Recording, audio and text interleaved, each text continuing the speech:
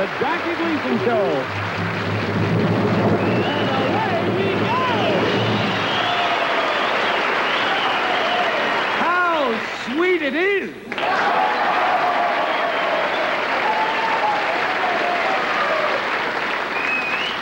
Charles, will you bring out the chair, please? Bring out the coffee. Right down there. Just a little patch. Thank you, right there. Thank you. Very nice. Oh. Try to find those in the yellow pages of the phone book. Ooh, I almost forgot. Sammy Spear, our orchestra leader.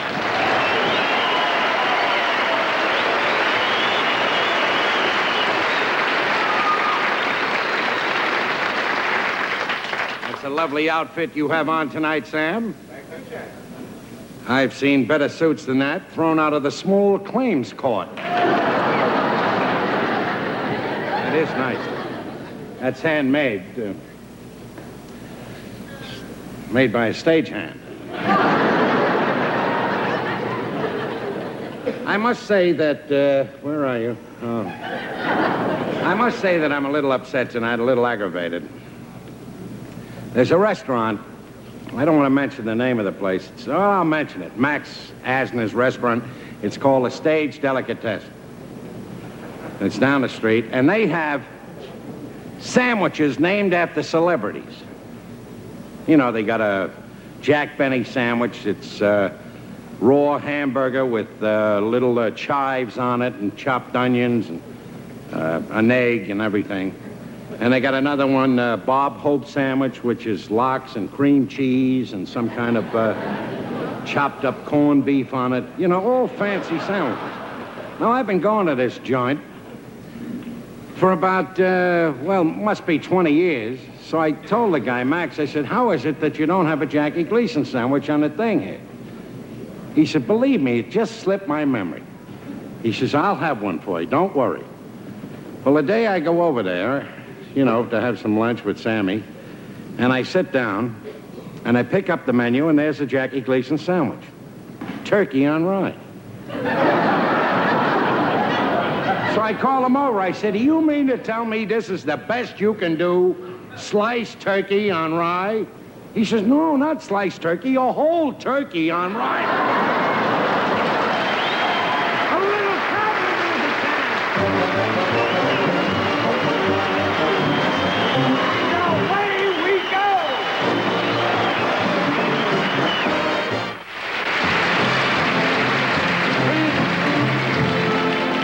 Television manufacturers are building transistor sets with very small screens for portable use. Because of the size of these screens, these companies are experimenting by using small-scale scenery and even smaller actors to fit the tiny screen. The American Scene magazine has been fortunate enough to be able to show you this experiment in action. Hello, the bartender. Take one.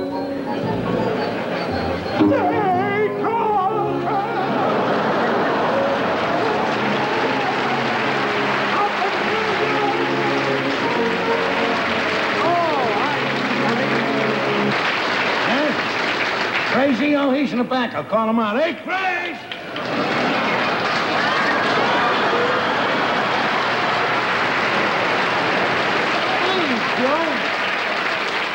Hello, Mr. James.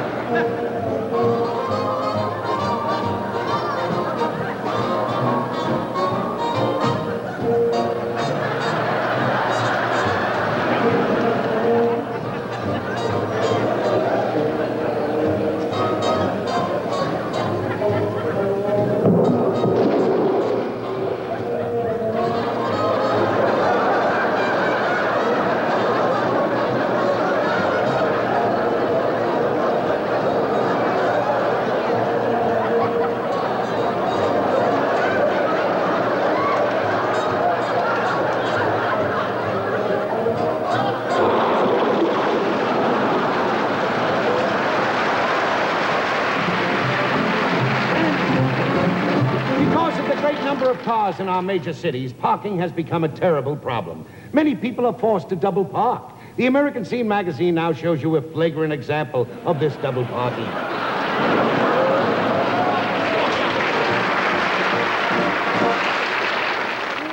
Memo. The average American male prides himself on being a do-it-yourself mechanic. He is constantly found in his garage revving up his motor to its peak potential.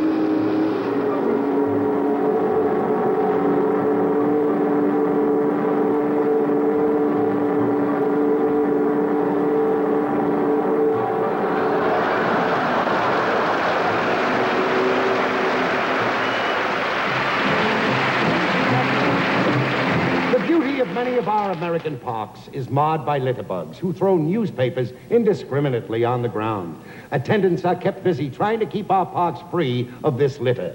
We now show you one of these attendants going about his daily work.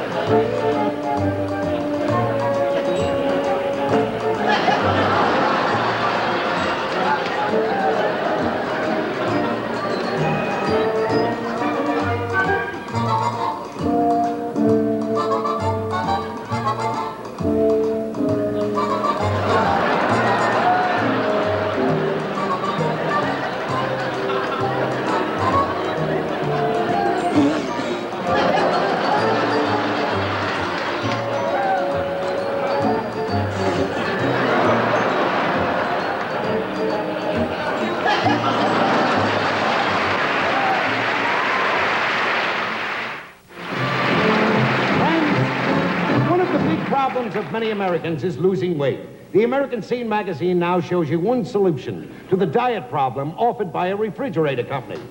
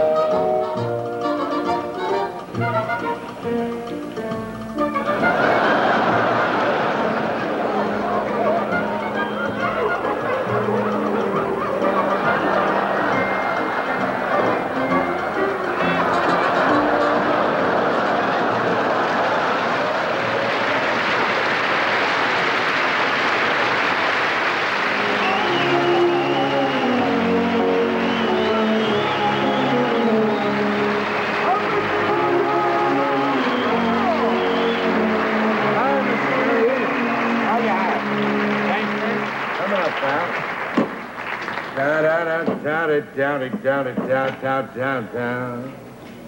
Down, down, down. Well, I'll only charge you a nickel. Huh? Oh, nothing, just hanging around. Read the magazine.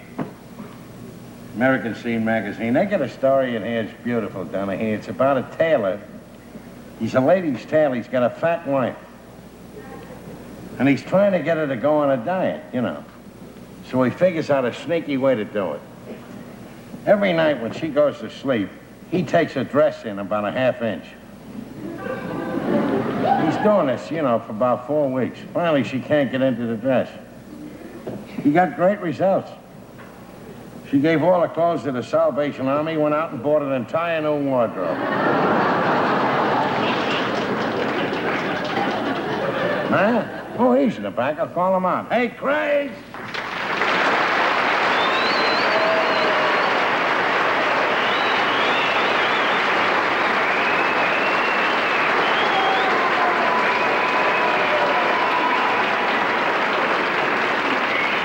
Hey, Joe. Hello, Mr. Johnny. Joe, spring is here. So, boy, today my son Chrissy joined the Boy Scouts. That's terrific, Joe. They show you how to build tents and everything, and they gave him a compass with a mirror in it. That's in case you don't know where you are. You look in the mirror, it tells you who's lost. It's terrific, the things they show you, Joe. You know, I'll give you a good thing. Listen to this. Supposing you're lost in the forest and you don't have any compass, and it's a cloudy day and the sun isn't shining. How do you know which way is north? Well, let's see now. In a forest, it's cloudy. Not a sunny day, no stars. I give up. How do you know where it's north? It's easy. All you do is face east, and you say left face. You say, yeah, north.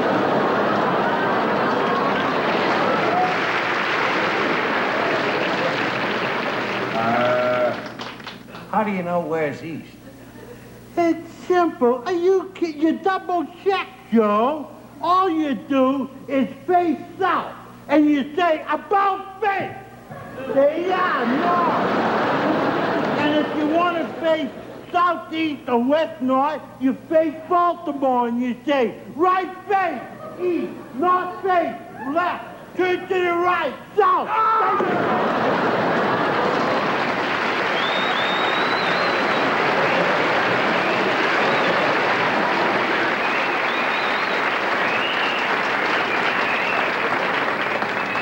Grace, how about saying a little Irish song for Donahue and I?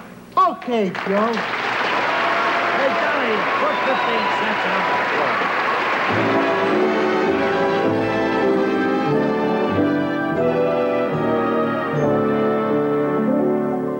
I wild Irish rose,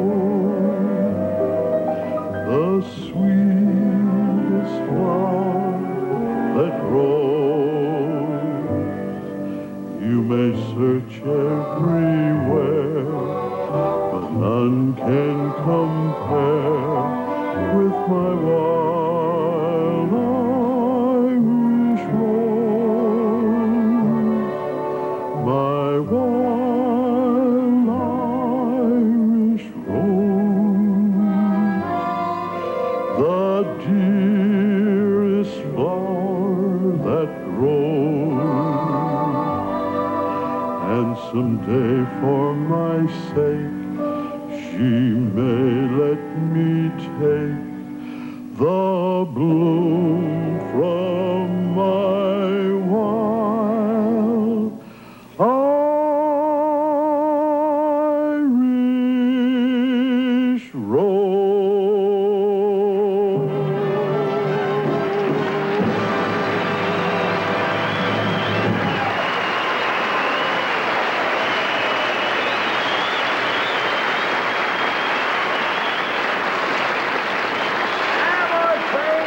See you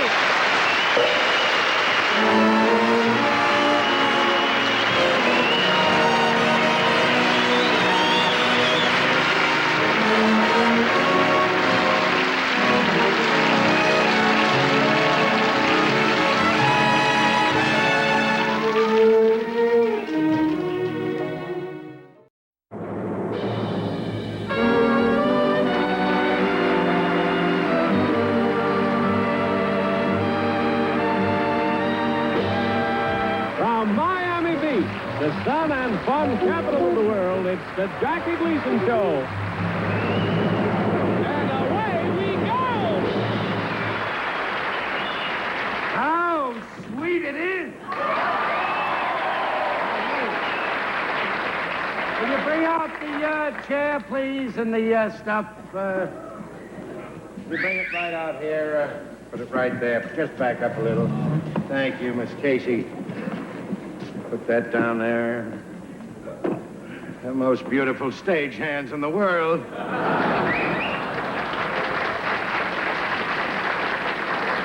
I'm inaugurating a new thing.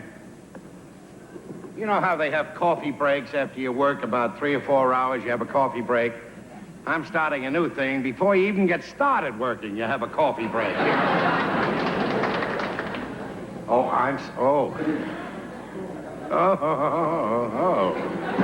Sam, I'm sorry. I didn't notice you. Oh. Ladies and gentlemen, our orchestra leader, Sammy Spears.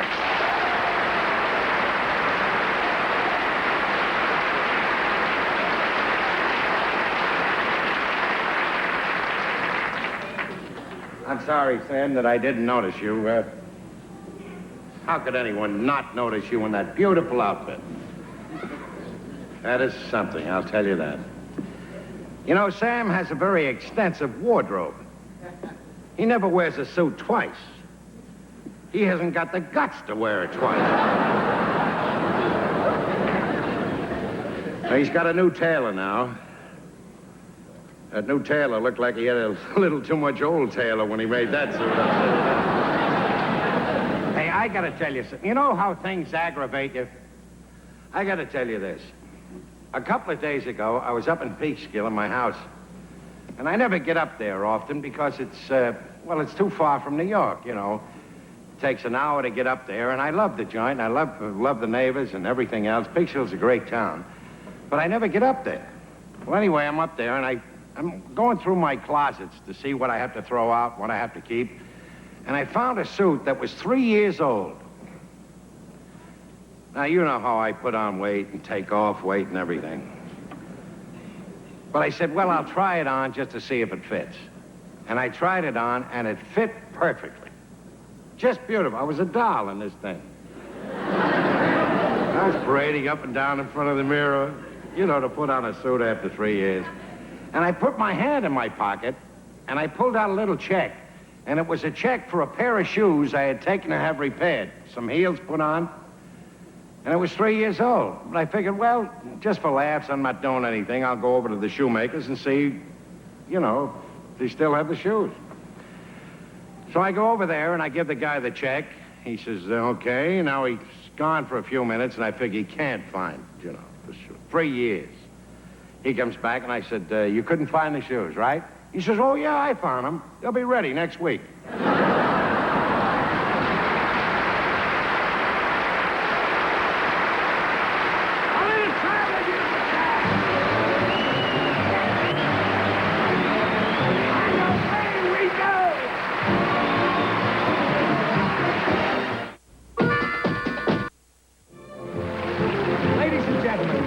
Series is now over, and it has become a standard feature of sport pages to show a group picture of the winning team.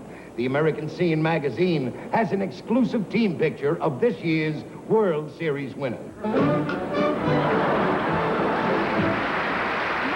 stirs the heart and excites the imagination like feminine beauty. Every decade has produced its glamour girls, international beauties of the stage, screen, and society, like Billie Burke Ziegfeld, Carol Baker, and Elizabeth Taylor. Tonight, we are privileged to bring you the reigning beauty of our time.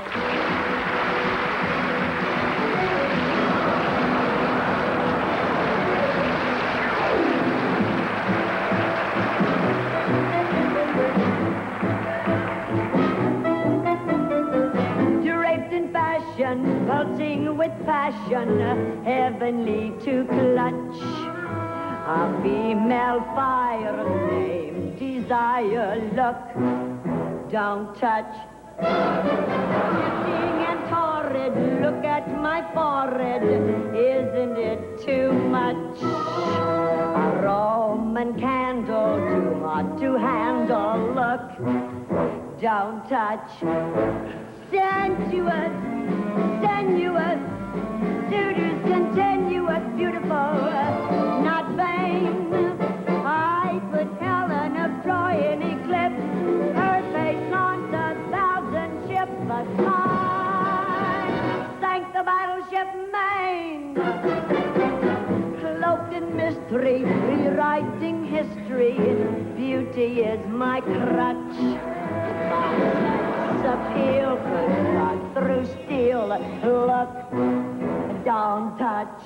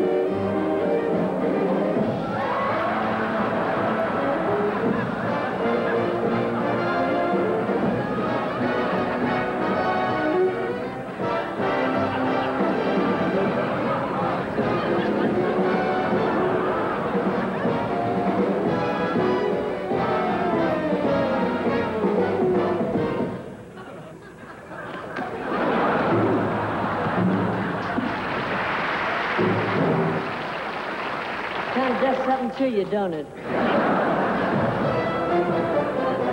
Playboy haunts me, Hollywood wants me, pulchritude is such.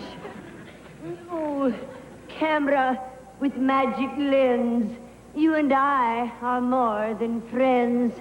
Beauty is where beauty be, focus only upon me. A femme fatale, goodbye, Dolly. Look, yes, look, don't touch.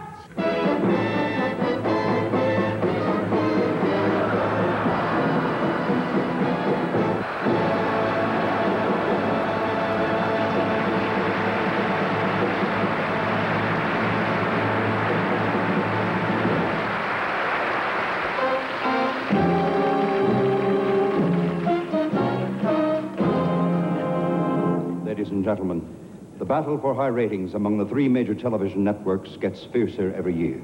As a result, this has led to war. War between the networks. War in all its stark reality.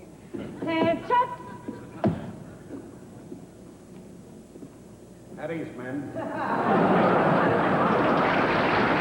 I've just returned from operation. Last night, one of our finest officers was captured. Captain Kangaroo. Oh.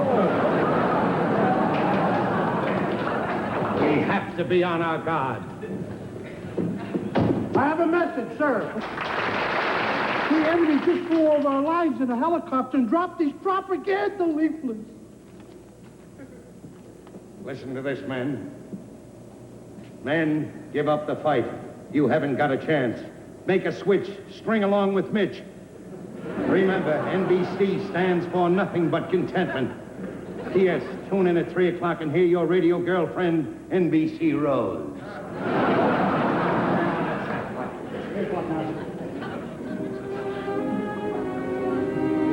Hello out there, all you tall, dark, handsome, fighting men of CBS. This is your girlfriend, NBC Rose. Say, isn't it getting a little lonesome in those dreary foxholes on Madison Avenue? Why not lay down your cameras and come over to Rockefeller Plaza? We've got oodles of pretty girls over here. And if you boys crave affection... Turn that vile creature off. Take a memo. Yes. Anyone caught fraternizing with NBC Rose will be shot at sunrise semester. Put a P.S. on that. If the enemy captures any of our men, tell them to give nothing but their name, number, and serial sponsor. Commander, sir, we've just completed negotiations for prisoners with NBC, and we got back Mr. Henderson, one of our vice presidents from the West Coast. Good old Charlie Henderson. Things are beginning to look up. Bring him in. But Don't but what? I'm afraid he's been brainwashed, sir. Brainwash. Good old Charlie Henderson. Don't be a sucker. Why, he's a company man right down to his socks. Bring him in. Yes, well, sir. the daylight is beginning to show through. Yes, sir.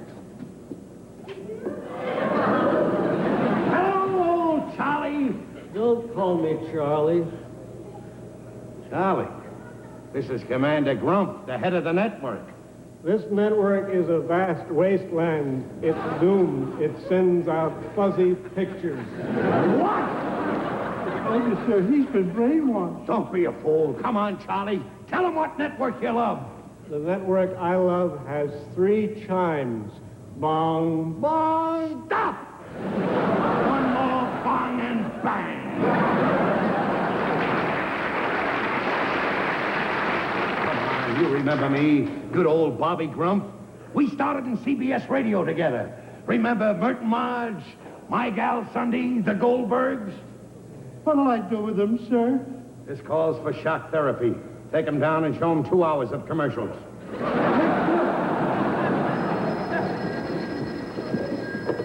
Hello? Good news at last. One of our troops just captured Jack Parr. He's being interrogated by intelligence right now. Is he talking, sir? No, but he's crying. Keep at it, boys. He'll crack.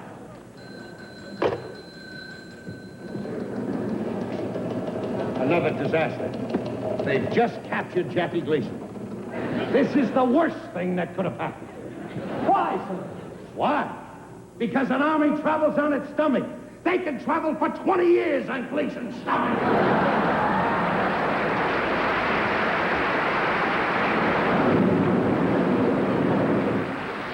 Those swine. They're firing tear gas in the CBSI. Hello?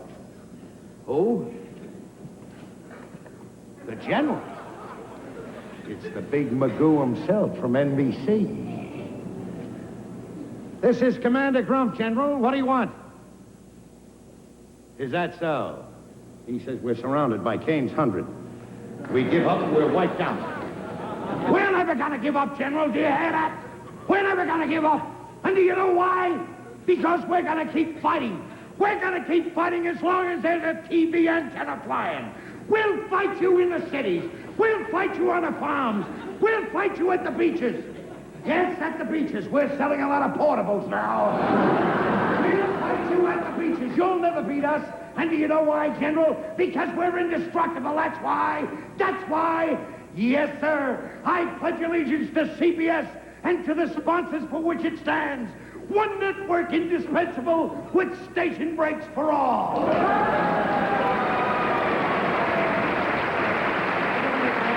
Wait a minute. Thank you, but we could lose this. We could be beat unless one secret mission that I have a man on right at this moment succeeds. I did it, sir. I did it. Mission accomplished. Excellent. You've saved the network. Give me that bag. What's in it, sir? The one thing that will bring the enemy to its knees. Without this, they're cooked.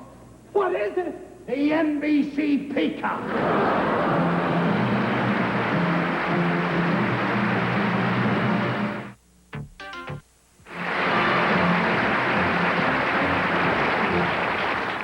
One of the important status symbols in American home life is the rumpus room or done-over basement. It has become especially necessary because it is a place where children can invite their teenage friends for an evening of fun and dancing.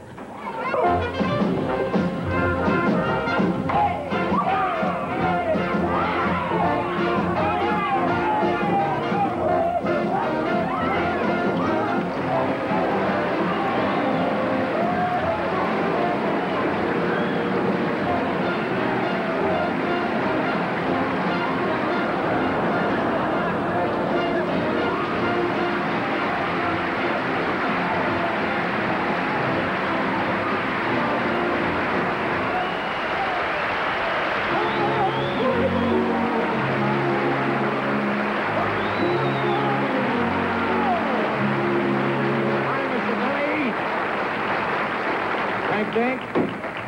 Coming up, pal. No ice. You'll have to drink this room temperature. I think I had it down in the furnace. Been reading this magazine I get every week, Mr. Dennehy. What do you think of teenage marriages? You have no opinion? Oh, wait a minute. I'll ask Crazy. He's in the back. Hey, Crazy!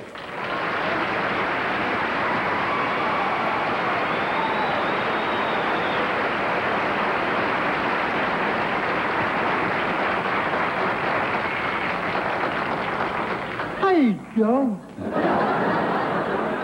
Hiya, Mr. James.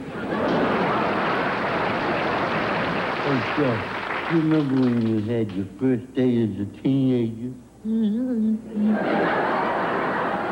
Oh, Grace, as a matter of fact, I don't. I sure remember mine. Her name was Tilly. I took her to a dance. It was Len Rush's orchestra, and we were doing a new kind of dance called the foxtrot. And we were jumping all over the place. The band was playing up a song. After a while, I'm getting a little warm. I said, would you like to step outside and get some air? She said, anything at all you say, Crazy. I said, well, let's step out in the balcony. So I stepped out in the balcony with her, Joe, and I got the biggest shock of my life. What happened? No balcony.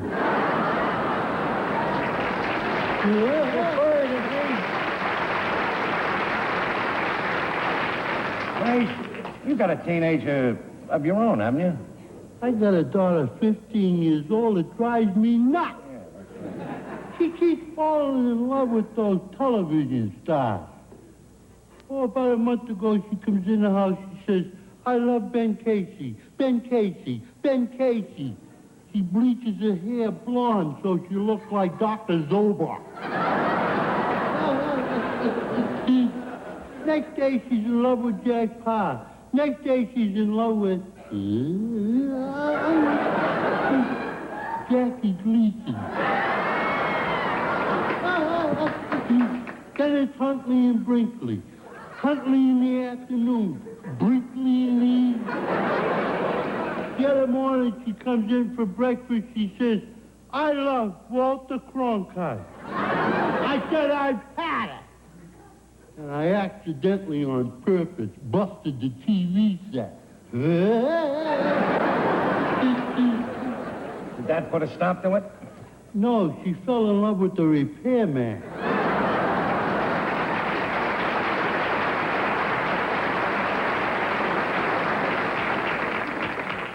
You know, Joe, when you have a teenage daughter, I make sure all the boyfriends come over the house, you know, so when they're going to take her out, so I could take a look at her. Yeah. This guy's sitting in the living room the other night. Yeah. So I'm looking at him. That must have been a nice experience for him. I says, what's your intention, son? He says, well, when I get out of high school, I'm going to go to college and study law. And then I'm going to practice politics for 3 years. And then I'm going to become an assemblyman. And then run for district attorney. And then governor. And then president of the United States. Oh, boy. There's anything I can't stand, Joe, is a conceited, smart alecky kid. Did you throw him out? No, he talked me into contributing $20 for his campaign fund.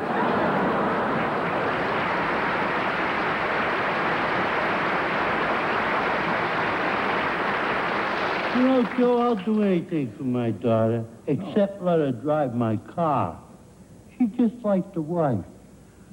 The other day, my little kid runs up to me, Eugene, cute little kid. He says, Daddy, Mommy just run over my bicycle.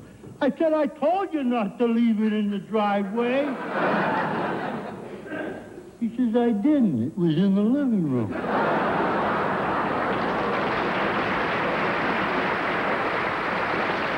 After a while, the wife comes in. I said, how'd you get the car in the living room? She said, it was easy. I took a left at the kitchen.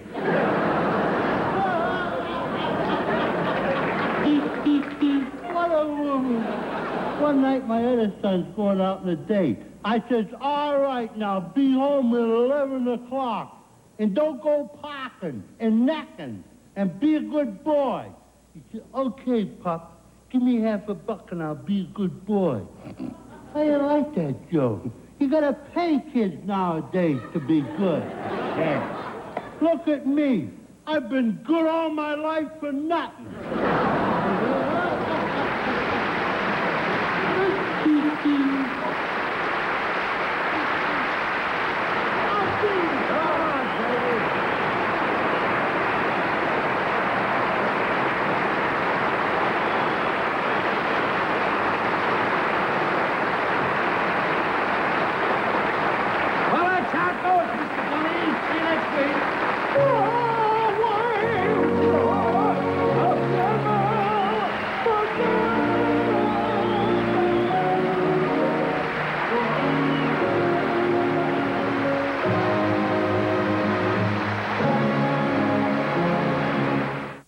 Bring your house.